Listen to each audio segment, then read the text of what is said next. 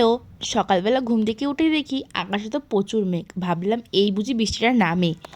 তারপরে দুই এক ফোঁটা বৃষ্টি পড়তে না পড়তে দেখি বৃষ্টিতেও উধাও, আর রোদ মামা এসে হাজির। আমিও চলে গেলাম পগাইকে পড়াতে।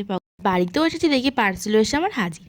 আর আজ আসেনি মা বাড়িতে, মা দোকানে রয়েছে, তো ভাবলাম কিছু না কিছু আমার খাওয়ার জন্য তো অন্তত কিছু না কিছু রান্না করতেই হবে। তো ঝটপট করে ভাত বসিয়ে দিয়ে তরকারিটা ওইদিকে বসিয়ে দিয়েছি। দেখো, রান্না আমি সেরকম একটা করতে পারি না, আবার কিছু অন্তত পারি রান্না করতে। মানে কিছুটা একটা পারি, আবার কিছু পারি না, মানে ওইরকম মিলিয়ে কিছু একটা খাওয়ার মতন ঠিক করে ফেলতে পারবো। যাই হোক, সেই যে রান্নাবান্না সেরে তারপরেই চলে গেলাম স্নান করতে। আর স্নান টান করে বসেছিলাম একটুখানি ঢং করতে।